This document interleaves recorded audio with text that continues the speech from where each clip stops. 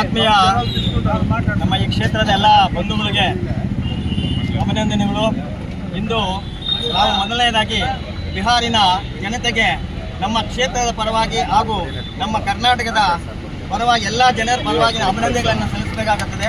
ಯಾಕಂದರೆ ಇಡೀ ಭಾರತದಲ್ಲೇ ಇದುವರೆಗೂ ಅಷ್ಟು ಹೆಚ್ಚಿನ ಸಂಖ್ಯೆಯಲ್ಲಿ ಸೀಟುಗಳು ಬಂದಿರೋದು ಬಿಹಾರದಲ್ಲಿ ಇದೆ. ಮೊದಲನೇದಾಗಿ ಸುಮಾರು 20 ವರ್ಷ ರಾಜ್ಯವನ್ನು ಆಳಿದಂತಹ NDA ಸರ್ಕಾರ ಯಾವುದೂ ಸ್ವಲ್ಪ ಕೂಡ ಲೋಪದೋಷವಿಲ್ಲದೆ ಸರ್ಕಾರ ನಡೆಸ್ಕೊಂಡು ಬಂದಿರೋದಕ್ಕೆ ಅದನ್ನು ಜನ ಮೆಚ್ಚಿ ನಮಗೆ 204 ಸೀಟುಗಳನ್ನು NDAಗೆ ಕೊಟ್ಟಿದ್ದಾರೆ. ಅವರಿಗೆ ನಾವು ಅಭಿನಂದನೆಗಳನ್ನು ಸಲ್ಲಿಸ್ತೀವಿ ಮೊದಲನೇದಾಗಿ. ಅದೇ ರೀತಿ ನಾವು ನಮ್ಮ ಸರ್ಕಾರ ಹಾಗೂ ಮೋದಿಯವರು ಅವರ ಕಾರ್ಯವೈಖರಿ, ಮೋದಿಯವರ ಸರ್ಕಾರದ ಅಭಿವೃದ್ಧಿ ಮತ್ತು ಅವರು ಮಾಡಿರುವಂತಹ ಇಡೀ ಪ್ರಪಂಚಕ್ಕೆ ಎಲ್ಲ ತಿಳಿದಂಥ ವಿಷಯ. ಅದನ್ನು ಮೊದಲ ಏನು ಮಾಡ್ತಾಯಿದ್ರು ಅಂದರೆ ಬರೋದು ಹೋಗೋದು ಏನೋ ಒಂದು ಥರ ಹೇಳ್ತಾಯಿದ್ರು. ಅದೇ ಇದೇ ಒಂದು 15 ದಿವಸ ಎಲೆಕ್ಷನ್ ಮುಂಚೆ ಎಲ್ಲನೂ जंगल का राजा है, जंगल का राजा जीतने का खेलते थे. जंगल का राजा जंगल को गया, कांग्रेस का युवराज ಫಾರಿನ್ ಗೂ ಗಯ. ಈ ಥರ ಆಗೋಯ್ತು. ಯಾಕೆಂದರೆ ಬರೀ ಬಂದಿರೋದೆಲ್ಲನೂ ಈ ಇಡೀ ಕರ್ನಾಟಕನ ತಿಳ್ಕೋಬೇಕು, ಬೇರೆ ದೇಶಗಳು ತಿಳ್ಕೋಬೇಕು, ಬೇರೆ ಸ್ಟೇಟ್ಗಳಲ್ಲಿ ಕೂಡ ತಿಳ್ಕೋಬೇಕಾಗುತ್ತೆ. ಅಂದರೆ 35 ಲಕ್ಷ ವೋಟನ್ನು ಬಿಹಾರದಲ್ಲಿ ಲೂಟಿ ಮಾಡಿಬಿಟ್ಟಿದ್ದಾರೆ ಅಂತ ಹೇಳ್ತಾ ಇದ್ರು. 35 ಲಕ್ಷ. ಈಗ ಎಲೆಕ್ಷನ್ ಆದಮೇಲೆ ಇನ್ನೊಬ್ಬ ನಮ್ಮ ಅದು ಮಿನಿಸ್ಟ್ರೇ ಇಟ್ಕೊಂಡು 65 ಲಕ್ಷ ವೋಟ್ ಅವರು ಕಬ್ಜಾ ಮಾಡಿಬಿಟ್ಟಿದ್ದಾರೆ ಅಂತ. ಯಾರಾದರೂ ಮಾಡೋಕ್ಕಾಗತ್ತಾ? 35 ಲಕ್ಷ ಅಲ್ಲ, 10,000 ವೋಟ್ ಕೂಡ ಮಾಡೋಕ್ಕಾಗಲ್ಲ. ಅಂಥದ್ದು ಜನ ಏನಂದರೆ ಜನ ಅಭಿವೃದ್ಧಿ ಬಗ್ಗೆ ನೋಡಿದ್ದಾರೆ. ಜನ ಏನು ಮಾಡ್ತಾ ಇದ್ದಾರೆ, ಮೋದಿ ಏನು ಮಾಡ್ತಾ ಇದ್ದಾರೆ, ನಿತೀಶ್ ಕುಮಾರ್ ಏನು ಮಾಡ್ತಾ ಇದ್ದಾರೆ, ಸರ್ಕಾರ ಹೆಂಗೆ ನಡೆಸಿದ್ದಾರೆ ಅನ್ನೋ ಇದೆಲ್ಲ ನೋಡಿ ಅವರು ಮತ ಹಾಕಿದ್ದಾರೆ. ಹೊರತು ಜನ ಸುಮ್ಮನೆ ಏನೋ ಬಂದು ಹಾಕಿಲ್ಲ. ಅದೇ ಕರ್ನಾಟಕದಲ್ಲಿ 134 ಸೀಟ್ ಬಂದಾಗ ಅವ್ರು ಯಾಕೆ ಕಬ್ಜಾ ಮಾಡಿಲ್ಲ? ಅವ್ರೇನು ಓಟ್ ಅವಾಗ ಮಾಡಿಲ್ವಾ? ಆಗ ಅವರು ಮಾಡ್ದಂಗೆ ತಾನೇ ಲೆಕ್ಕ. ಅದರಿಂದ ಏನಂದರೆ ಅವ್ರು ಸೋತಾಗ ಏನೋ ಒಂದು ಹೇಳ್ತಾರೆ. ಅದು ಬರೀ ಇಷ್ಟು ಎರಡು ಸ್ಟೇಟ್ಗಳಲ್ಲಿ, 2 ರಾಜ್ಯಗಳಲ್ಲಿ ಮಾತ್ರ ಕಾಂಗ್ರೆಸ್ ಇಟ್ಕೊಂಡು ಬರೀ ಬಿಹಾರದಲ್ಲಿ ಅಂಥ ಇದರಲ್ಲೆಲ್ಲ ಬಂದು ಮಾಡಿ ಮೋದಿ ಮೇಲೆ ಬೈಯೋದು, ನಿತೀಶ್ ಕುಮಾರ್ ಬೈಯೋದು, RSS ಬೈಯೋದು, ಇಲ್ಲೆಲ್ಲ ಅಲ್ಲಿ ಜಾತಿ ಭೇದ ಧರ್ಮ ಇಲ್ಲದೆ ಓಟ್ ಹಾಕಿದೆ ಬಿಹಾರದಲ್ಲಿ. ಅದನ್ನು ನಾವು ಹೇಳ್ಬೋದು. ಯಾಕಂದರೆ ಅಲ್ಲಿ ಬರೀ ಮುಸ್ಲಿಂ ಏರಿಯಾ 31 ಕ್ಷೇತ್ರಗಳಲ್ಲಿ ಕೂಡ BJPನೂ JDU ಬಂದಿದೆ. ಯಾಕಂದರೆ ಅಂಥ ಕಡೆ ಎಲ್ಲ ಬಂದಿದೆ ಅಂದರೆ ಅದಕ್ಕೆ ಕಾರಣ ಅಂದರೆ ಅವ್ರ ಅಭಿವೃದ್ಧಿ. ಇಲ್ಲಿ ಬೇರೆ ಕಡೆ ಅವ್ರು ಅನ್ಕೋಬೋದು ಮುಸ್ಲಿಮ್ಸ್ ಓಟ್ ಹಾಕಿಲ್ಲ, ಏನೋ ನಡೆದಿಲ್ಲ ಅಂತ. ಅಂದರೆ ಎಲ್ಲ ಕಡೆ ಎಲ್ಲ ಹಾಕಿದ ಮೇಲೆ ನಮಗೂ ಅಷ್ಟು ಸೀಟ್ ಬರಬೇಕು ಅಂದರೆ ಕಾರಣ ಇರೋದು. ಅದರಿಂದ ಎಲ್ಲ ಸೋದರರು ಕೂಡ ನಮಗೆ ಓಟ್ ಹಾಕಿ ನಮಗೆ ಗೆಲ್ಲಿಸಿದ್ದಾರೆ. ಅದು ಇಲ್ಲದೆ ನಮ್ಮ ಆ ಭಾಗದಲ್ಲಿ ಇರುವಂಥ ಮಹಿಳೆಯರು ಹೆಚ್ಚಿನ ಸಂಖ್ಯೆಯಲ್ಲಿ ಓಟ್ ಹಾಕಿದ್ದಾರೆ. ಮಹಿಳೆಯರಿಗೆ ಹೆಚ್ಚಿನ ಸಂಖ್ಯೆಯಲ್ಲೂ ಕೂಡ ಮತ ಹಾಕಬೇಕು ಅನ್ನೋ ಉದ್ದೇಶ ಮೋದಿ ಮೇಲೆ ಅಭಿವೃದ್ಧಿಗೆ ಹಾಗೂ ನಿತೀಶ್ ಕುಮಾರ್ ಅವರ ಅಭಿವೃದ್ಧಿ ಅದೆಲ್ಲ ನೋಡಿಬಿಟ್ಟು ಅವರು ಅಷ್ಟು ನಮಗೆ ಮತ ಚಲಾಯಿಸಿದ್ದಾರೆ. ಅದರಿಂದ ನಮಗೆ ಮೋದಿಗೆ, ನಮ್ಮ ಅಮಿತ್ ಶಾಗೆ ಮತ್ತು ನಡ್ಡಾ ಅವರಿಗೆ, ನಿತೀಶ್ ಕುಮಾರ್ಗೆ ನಾವು ಅಭಿನಂದನೆಗಳನ್ನು ಸಲ್ಲಿಸಬೇಕಾಗುತ್ತೆ. ಯಾಕಂದರೆ ಅವ್ರು ಇಷ್ಟು ಕಷ್ಟಪಟ್ಟು ಇಷ್ಟೆಲ್ಲ ಓಡಾಡಿ ಮಾಡಿದರೆ ಕೂಡ ಅವ್ರ ಮೇಲೆ ಗೂಬೆಗಳನ್ನು ಕೂಡಿಸಿ ಇಲ್ಲದೇ ಇರೋದೆಲ್ಲ ಹೇಳ್ದವರೆಲ್ಲ ಈಗ ಒಬ್ಬನ ಫಾರಿನ್ಗೆ ಹೋದ, ಒಬ್ಬನ ಜಂಗಲ್ಗೆ ಹೋದ. ಆ ಥರ ಏನಾಗತ್ತಂದರೆ ಆ ಥರ ನಡೆಯುತ್ತೆ. ಅದು ಇನ್ನು ಮುಂದೆ ಬರೋ ಎಲೆಕ್ಷನ್ಗಳಲ್ಲಿ ಕೂಡ ನಾವು ಅದನ್ನು ಈಗ ಬಿಹಾರ ನಮಗೆ ಒಂದು ದಾರಿ ಇದ್ದಂಗೆ, ಅದೊಂದು ಮುನ್ಸೂಚನೆ ಥರ ಇರುತ್ತೆ. ಆದಷ್ಟು ನಾವು ನೆಕ್ಸ್ಟ್ ಬರೋ ವೆಸ್ಟ್ ಬೆಂಗಾಲ್ ಇರುತ್ತೆ, ಈಗ ತಮಿಳ್ನಾಡು ಇರುತ್ತೆ, ನೆಕ್ಸ್ಟ್ ಕರ್ನಾಟಕ ಇರುತ್ತೆ. ನಾವು ಕೂಡ ಅದನ್ನು ಕೂಡ ಅಷ್ಟೇ, ನಮ್ಮ ಕರ್ನಾಟಕದಲ್ಲಿ ಕೂಡ ಅಷ್ಟೇ. ನಾವು ಈಗ ಬಿಹಾರದಲ್ಲಿ ಯಾವ ಥರ ತೋರಿಸಿದ್ರೆ ಅದನ್ನು ನಾವು ತೋರಿಸ್ಬೇಕು ಅನ್ನೋದು ನಮ್ಮ ಜನರಲ್ಲಿ ನಾನು ಎಲ್ಲರನ್ನು ಕೇಳ್ಕೊಡ್ತೇನೆ.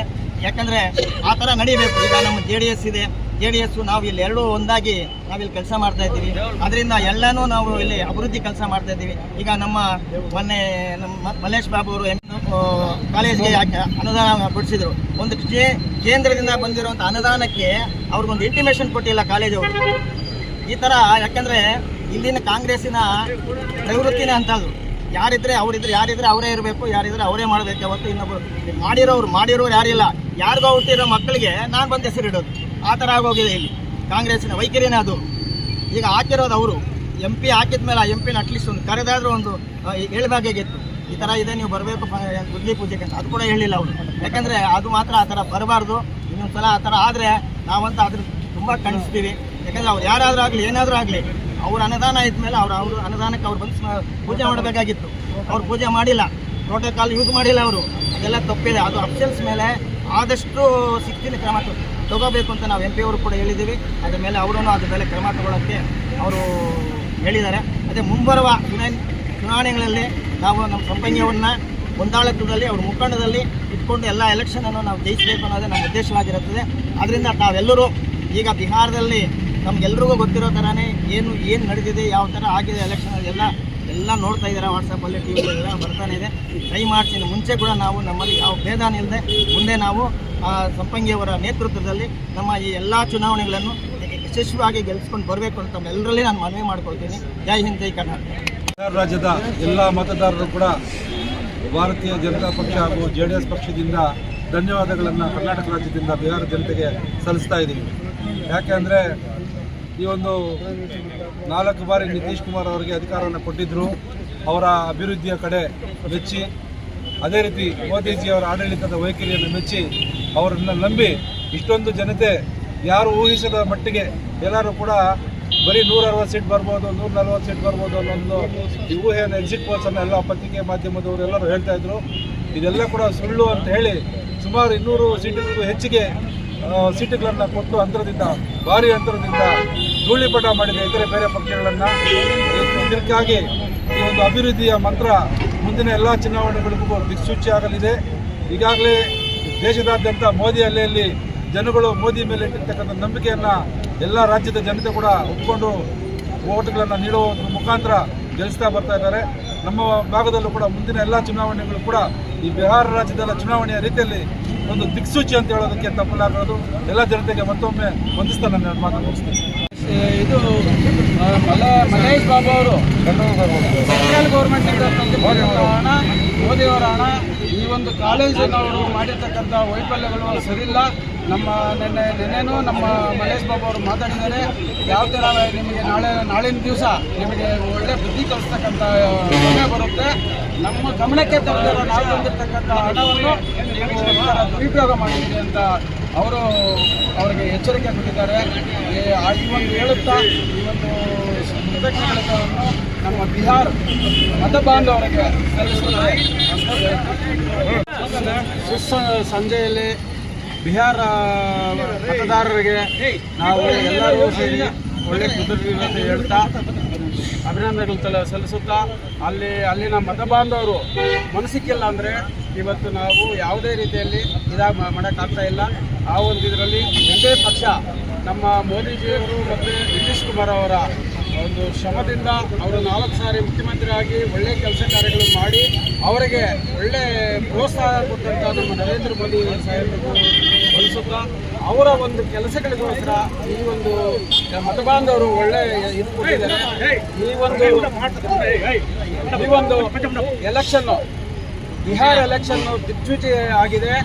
ಅವರು ಎಲೆಕ್ಷನ್ನಲ್ಲಿ ಬಿಹಾರ ಎಲೆಕ್ಷನ್ನಲ್ಲಿ 200 ಗಡಿ ದಾಟಿದೆ ಅಂದರೆ ಅಚ್ಚರ ಆಗಿರ್ತಕ್ಕಂಥ ಸಂಗತಿ.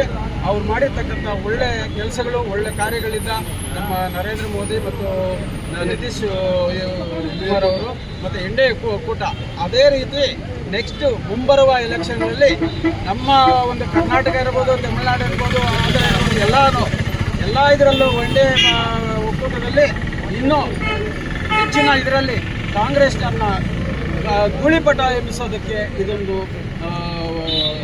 ಮುನ್ಸೂಚನೆ ಅಂತ ಹೇಳುತ್ತಾ, ಮತ್ತೆ ಈ ಒಂದು ನಮ್ಮ ಇವರು ಅಣ್ಣವರು ಹೇಳಿದರು